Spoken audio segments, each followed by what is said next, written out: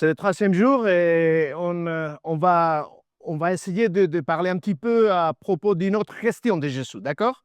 Et celle-là, est-ce que vous savez où est-ce que cette question on la trouve dans la Bible? Comprenez-vous ce que je vous ai fait?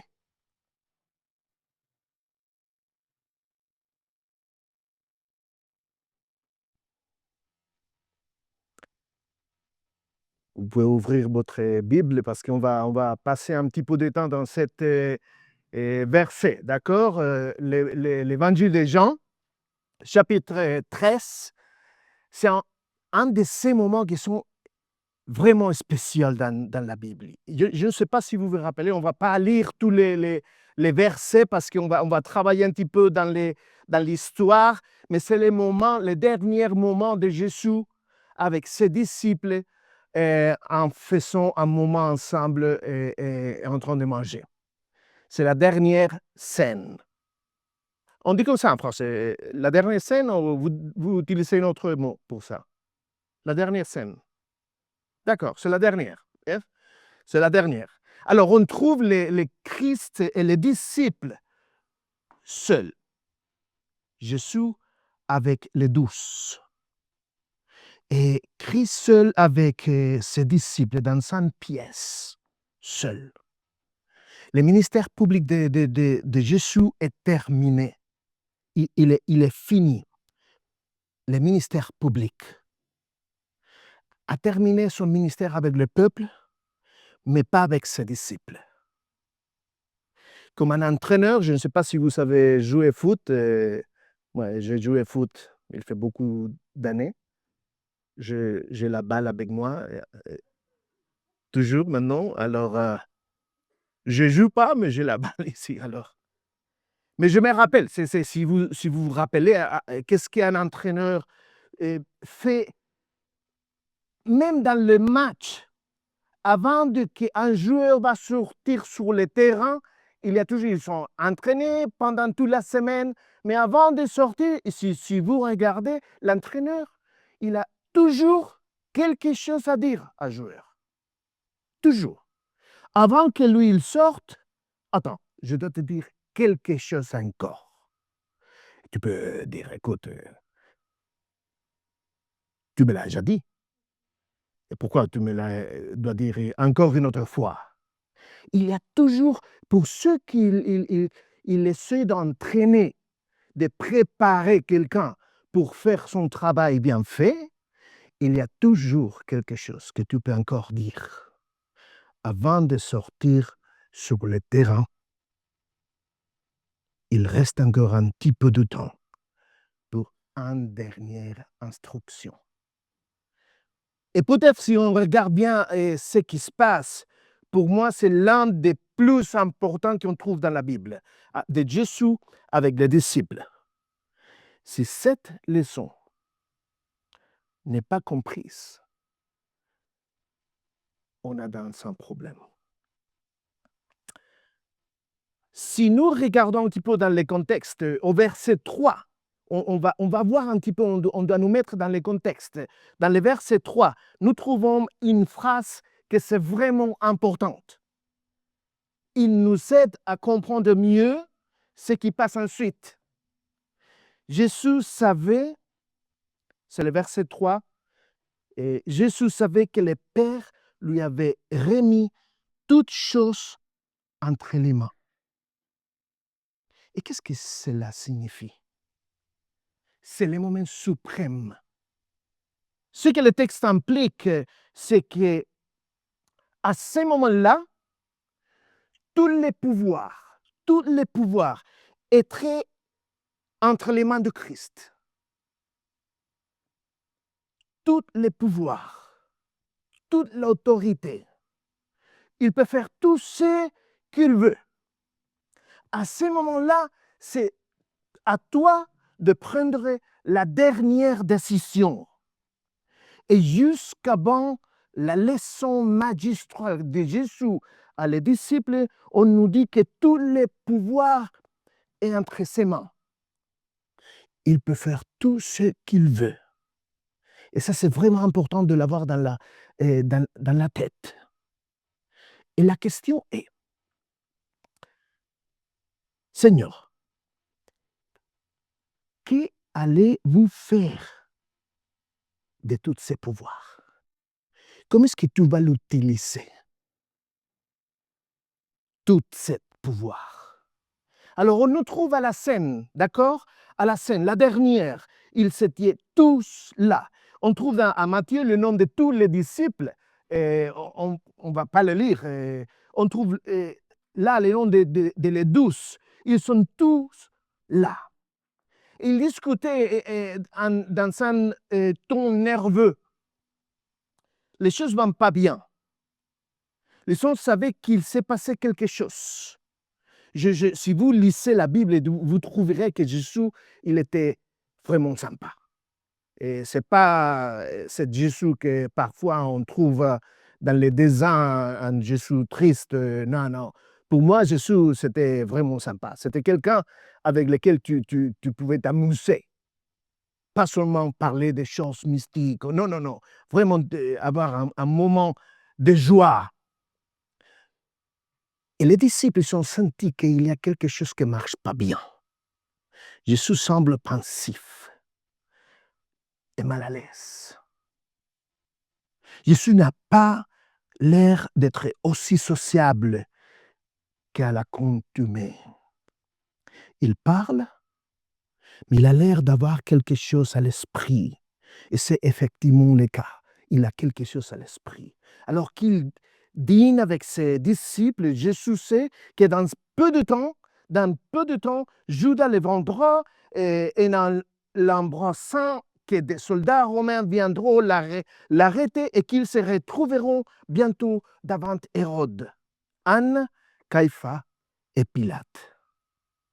Dans quelques heures, après la scène, il sera cloué sur une croix.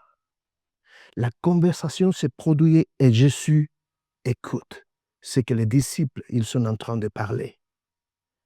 Soudain, sans un mot, au moins c'est comme la Bible nous parle. Il n'y a pas un mot de Jésus. Il se lève, sans explication, il enlève sa robe et s'enroule autour de la taille une serviette d'esclave. Il prend une couche d'eau, un bassin, et va au bout de la table et il s'agenouille.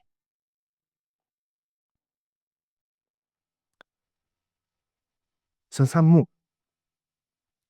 il prend les pieds du disciple. Il secoue la terre des pieds et commence à l'asperger d'eau. Il les masse. Vous n'avez jamais pris un massage aux pieds? Jamais? C'est merveilleux. C'est magnifique. Normalement, quand nous on fait ça, on nous lave les pieds. Ce qu'on fait est on met un petit peu d'eau et après on nous lave les mains 5 fois parce qu'on ne sait jamais où ces pieds ils sont été. Mais ils sont différents. À cette époque-là, tu lavais, mais tu donnais aussi un massage aux pieds. Lorsqu'ils sont propres, ils prennent la serviette et sèchent ses pieds désormais propres. Ils passent au disciple suivant et fait la même chose. Un silence de plomb règne dans la salle. Personne n'ose parler, dire un mot. Ils ne peuvent pas croire ce que Jésus est en train de faire. Et la vérité est que le lavage de pieds était considéré comme un acte de politesse. Il était un acte de politesse. Ce n'est pas aujourd'hui, on ne fait pas ça. Mais à l'époque, il était un acte de politesse.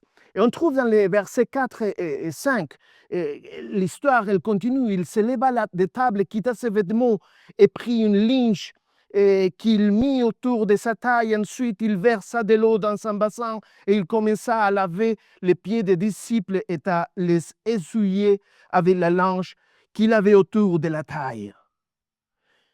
Il était un acte de politesse. Pour nous, ce qu'il a fait était étrange et pas habituel. Mais à l'époque, laver le pied était ce que l'on faisait lorsque quelqu'un il venait à la maison. Alors, si vous invitez quelqu'un à la maison, la première chose que vous devez faire, quand il arrive, vous lavez les pieds. Non, on ne fait pas ça aujourd'hui. On ne fait pas ça. Mais à l'époque, les routes de Palestine étaient sèches et poussiéreuses. Et lorsqu'il pleuvait, pas beaucoup de temps, mais lorsqu'il pleuvait, ou même avec la transpiration, écoute, tu peux imaginer les pieds. Même si l'on sortait de chez soi les pieds propres, au début de la journée, tout le monde, parce qu'on n'avait pas Adidas ou Nike ou je ne sais pas, ou New Balance, non. Ils avaient une autre façon de s'habiller. À la fin de la journée, tout le monde avait les pieds sales en rentrant à la maison, couverts de poussière, de saleté et de crasse. Et il était donc courant à l'époque de faire plusieurs choses à celui qui venait chez vous. En guise de salut, un baiser, d'accord? Sur la joue. Ici, 3. À cette époque-là, je ne sais pas, peut-être 2, peut-être 1. Mais il y avait 7 moments d'amitié, d'accord? De bienvenue. Toujours un petit peu d'huile. Il prenait un petit peu d'huile. Il avait un petit avec de l'huile et il mettait l'huile ici, à la front, et ici. Chaque fois. Pourquoi? Parce qu'il faisait toujours de la chaleur et la poussière. Il avait besoin de mettre un petit peu d'huile dans la peau. Alors, un bisou, de l'huile, et la troisième chose, on arrive à le pied. C'était un signe de courtoisie, un acte de politesse. Mais ce qui n'était pas courant, c'était que l'hôte lavait les pieds de ses invités. Jamais. Laver les pieds sales était l'affaire des serviteurs et des esclaves. Lorsque le maître de maison arrivait le soir, et puis par une journée passée à arpenter les rues pavées, il s'attendait à ce qu'on lui lave les pieds dès qu'il franchissait la porte. Il y avait toujours quelqu'un prêt. S'il arrive, pam, à laver les pieds. Et toujours c'était les plus humbles des serviteurs l'accueillaient à la porte avec une serviette et de l'eau. Ça, c'est comme, je me rappelle, au service militaire, quand tu arrivais nouveau, tu faisais tout le travail. Les plus vieux, ils ne faisaient rien. C'était toi. Alors, les plus neufs, les plus humbles des serviteurs, c'était celui qui faisait le travail de laver les pieds. Mais il n'y avait pas de serviteur dans la chambre haute. Un croche d'eau? Oui. Le lavabo et la serviette dans les coins de la table. Mais personne ne l'a touché. Personne n'a bougé. Chaque disciple espérait que quelqu'un d'autre le ferait. Pierre pensait que peut-être Jean le ferait. Jean pensait que peut-être André le ferait. Et chaque apôtre pensait que quelqu'un d'autre laverait les pieds parce que je ne suis pas le dernier. Quelqu'un d'autre le ferait. Et quelqu'un l'a fait. Et Jésus n'exclut aucun disciple. Nous ne l'aurions peut-être pas critiqué s'il avait négligé Philippe. Lorsque Jésus a dit aux disciples qu'il il fallait nourrir la foule de 5000, qu'on sait que c'était beaucoup plus, et personne d'affamé. Philippe a dit, c'est impossible. Ce n'est pas possible. Jésus il a dit, on doit lui donner de manger. Non, non, non, c'est pas possible. Alors, que fait Jésus avec quelqu'un qui questionne et doute de ses commandements? Il lui lave les pieds. Mais on trouve en Matthieu 20, c'est un moment intéressant. Alors, je ne sais pas si vous voyez ici votre mère ou pas, d'accord? Mais attendez bien. Alors, la mère des fils de Zébédée, la mère des fils de Zébédée s'approcha de Jésus, c'était famille, s'approcha de Jésus avec ses fils et se prosterna pour lui faire une demande. Il lui dit, que veux-tu? Lui savait déjà, que veux-tu?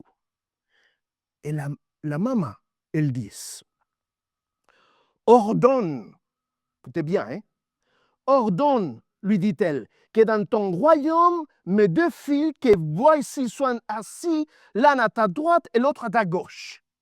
Alors, les restes des disciples, mais mes fils, l'un à droite et l'autre à gauche. Ça, c'était la maman. La mère de Jacques déjà insiste pour que ses fils occupent une place privilégiée dans le gouvernement des royaumes de Christ. Et la demande, c'est, et que fait Jésus lorsque les gens utilisent son royaume à des fins personnelles?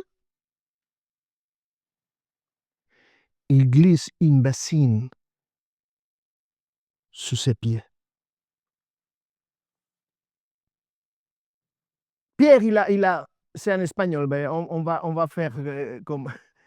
Pierre, il a arrêté de confier à Jésus dans la tempête. Dans quelques heures, Pierre, il aurait nié Jésus. En fait, tous les 24 pieds des 12 disciples de Jésus, ils prendraient la route en laissant Jésus tout seul. Il a demandé,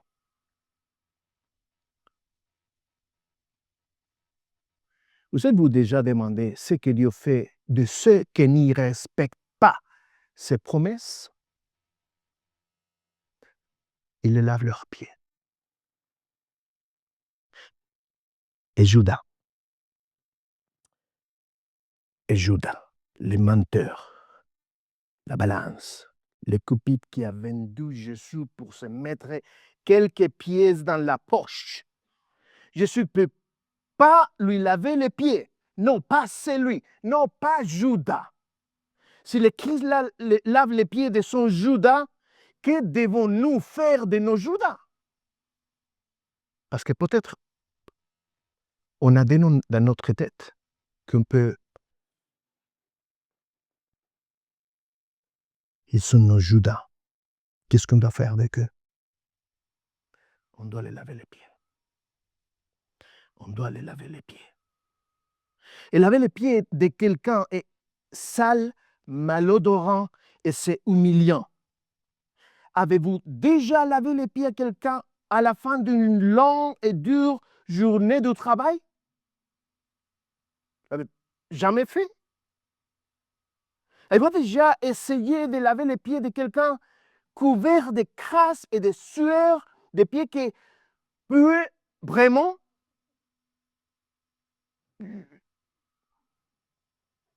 C'est pas sympa. Et notre Église a pour coutume de célébrer le rite de la Seine, de la Sainte Seine, et qui comprend le lavement des pieds. Mais, nous disons, une semaine avant, rappelez-vous, on ne sait jamais, n'oubliez pas qu'on aura Sainte Seine. Mais pourquoi? Pour ceux qu'on voit ou ceux qu'on mange? Non. Parce qu'on essaye de dire à tout le monde, samedi matin, si tu ne te fais pas la douche, au moins, tu dois te laver les pieds. Parce qu'écoute,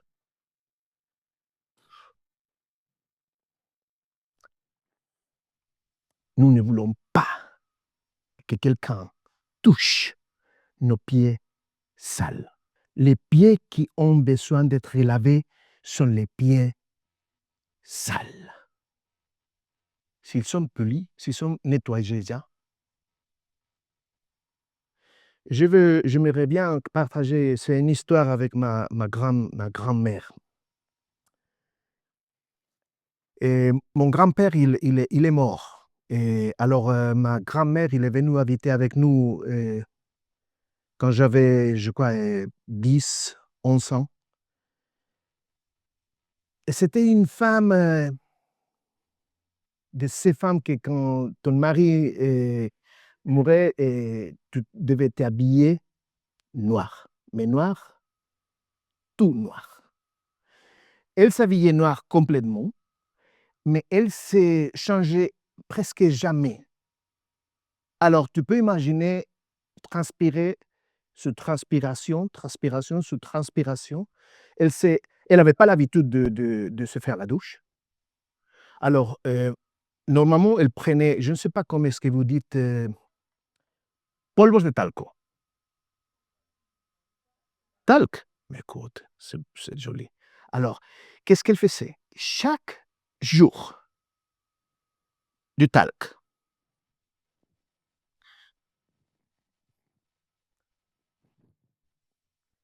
Et dans les pieds. Elle ne se lavait pas, mais elle mettait du talc. Un jour, 2 jours, 3 jours, on ne sait jamais combien de jours. Et ma maman, elle m'a dit un jour, écoute, j'ai beaucoup de travail, est-ce que tu peux m'aider? C'est une question dangereuse. Est-ce que tu peux m'aider? Oui, qu'est-ce que je dois faire? Tu dois couper les, les ongles de pied de ta grand-mère. Je dis, écoute, je coupe les miens, alors c'est bien, d'accord, je peux le faire. Bon. Quand j'ai enlevé, comment est-ce que vous appelez les chaussettes noires? J'ai vu une pied, c'était blanc, mais blanc translucide, parce qu'il n'avait jamais pris le soleil. Blanc, blanc, blanc. Plein de talc. Dedans les ongles. Quand j'ai pris les pieds et j'ai commencé à couper les premières, l'odeur. Oh, c'était comme, c'est tout un camo et elle est venue dehors de ses pieds. En odeur, je peux pas exprimer la sensation, le feeling de l'odeur de ses pieds. Et j'ai coupé 10, pas un. Je me suis lavé les mains, je crois que 30 fois. Je suis allé au lit et je croyais que les pieds de ma grand-mère étaient là-bas. Elle était avec moi. Je dis, mais c'est pas possible.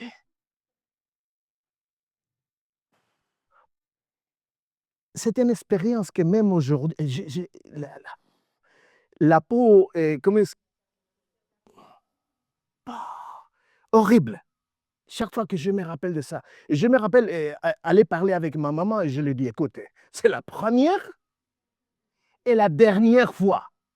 J'avais 14 ans et qu'est-ce que je fais avec ça? Mais j'imagine ma maman, elle devait le faire chaque 2 semaines, 13 semaines, chaque mois. C'était horrible. Et les sales et malodorants, le lavage des pieds répond à un besoin réel de propreté permanente. Si je me lave les pieds aujourd'hui, ça suffit. Alors, je ne dois jamais plus les laver. Non, c'est permanent. On doit le faire permanent. Et Jean 13, 6 à 8, ils disent, il arrive donc vers Simon-Pierre qui lui dit, toi, Seigneur, tu me laves les pieds. Jésus lui répondit, ce que je fais, tu ne le sais pas maintenant, mais tu le comprendras par la suite. Pierre lui dit, non, jamais tu me laveras les pieds. Et Jésus lui répondit, si je ne te lave pas, tu n'auras pas de part avec moi. Et d'ailleurs, quand Pierre il parlait, je suis convaincu qu'il parlait au nom de tous les disciples. Ce n'est pas seulement Pierre, ils étaient tous avec les yeux comme ça. Et comme d'habitude, Pierre s'exprimait impulsivement la préoccupation de tous les disciples dans l'esprit de Pierre et des disciples. Ce que faisait Jésus était dégradant.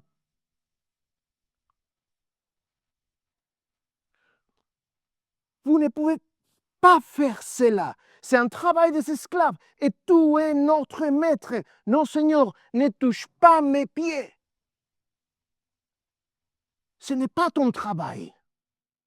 C'est indigne de ce que tu représentes. Tu ne peux pas le faire. Ce qui lui dérangerait, ce n'était pas ce que Jésus faisait, mais le fait qu'il le faisait. Laver les pieds était acceptable tant qu'une personne de classe ou de position inférieure à toi le faisait. Mais voir les fils de Dieu le faire, c'était une nuisance. Mais cet acte l'a débarrassé de ses idées préconçues. Il a détruit sa conception du status quo aux disciples. Et j'ai une question à vous poser. Si le lavement des pieds était courant, et il était, et étant donné qu'ils s'étaient réunis en tant qu'amis, pourquoi ne s'étaient-ils pas déjà lavé les pieds l'un à l'autre? Ma femme et moi, même niveau. Je le lave les pieds, elle lave les pieds à moi. Pas de problème. N'est-ce pas? Oh oui. Mais la deuxième question, c'est encore pire. Et pourquoi certains d'entre eux n'avaient-ils pas déjà lavé les pieds de Jésus? Parce que s'il y avait quelqu'un dans cette groupe qui était, on peut dire, supérieur, c'était Jésus. Mais aucun disciple s'est levé pour laver les pieds de Jésus. Et la vérité, comme je vous ai dit au début, de quoi les disciples parlaient-ils pendant la dernière scène? Quel était le sujet de la discussion des disciples? Quel était? Ils étaient en train de discuter qui sera le plus grand. Quand tu reverras avec ton royaume, qu'est-ce que je peux faire? Non, je dois comment est-ce que les taxes, d'accord? Je suis... les impôts. Je veux gérer les impôts, d'accord? De l'argent. Oh, pour moi, la salut. Qui sera le plus grand? Jésus était sur le point d'être crucifié et il s'est disputé pour savoir qui ça serait à sa gauche et à sa droite. Il se répartissait les différents ministères. Tant que vous disputerez pour savoir qui est le plus important dans l'Église, dans la famille, vous n'aurez pas le temps de faire le vrai lavage des pieds. Car se laver les pieds et reconnaissant qu'ils sont sales et incompatibles avec le fait de toujours vouloir être reconnus comme les meilleurs. Dans cette pièce, il y avait un tas de cœurs fiers aux pieds sales. Ils se sont battus pour un trône, mais ils n'ont pas voulu se battre pour une serviette et une cuvette. Et on arrive à la question. Savez-vous ce que je vous ai fait? Savez-vous? Et regardez bien, parce qu'on trouve cette conversation de Jésus avec Pierre, qu'ils disent, non, toi Seigneur, tu me laves les pieds. Non, non, non, non, tu ne peux pas le faire. Et lui, il le dit, si je ne te lave pas, tu n'auras pas de part avec moi. Et dans le verset 15, Jésus, il est en train de dire aux disciples, qu'est-ce que tu dois faire? Je vous ai donné un exemple afin que vous fassiez comme je vous ai fait.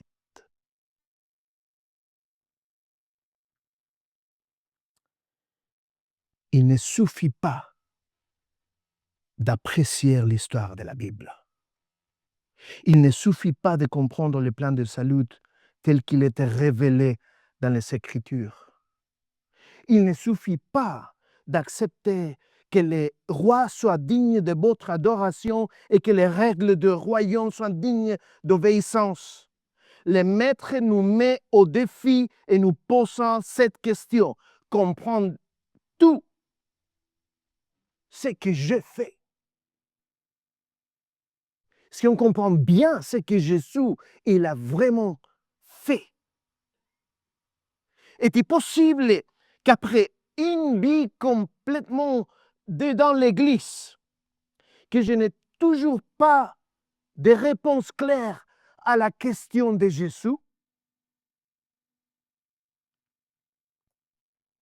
Allons-nous encore nous battre pour un poste important, mais pas pour une serviette et un lavabo? On va essayer toujours d'avoir une position, mais on n'est jamais prêt à prendre la serviette.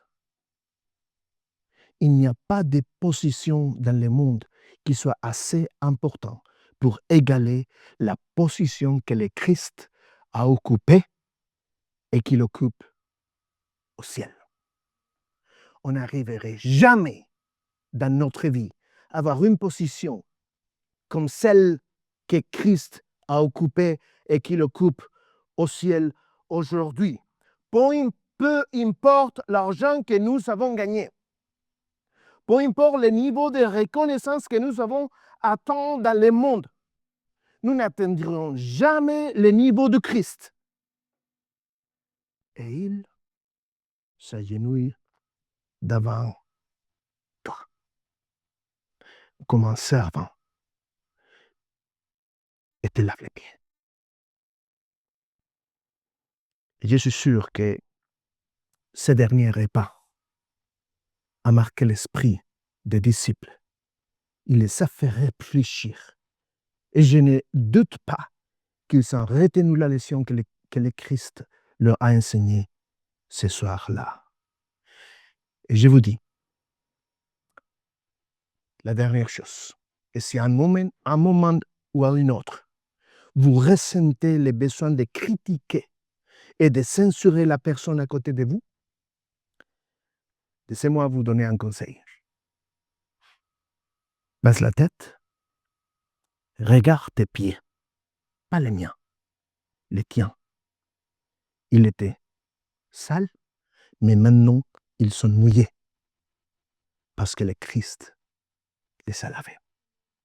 Que vous bénisse.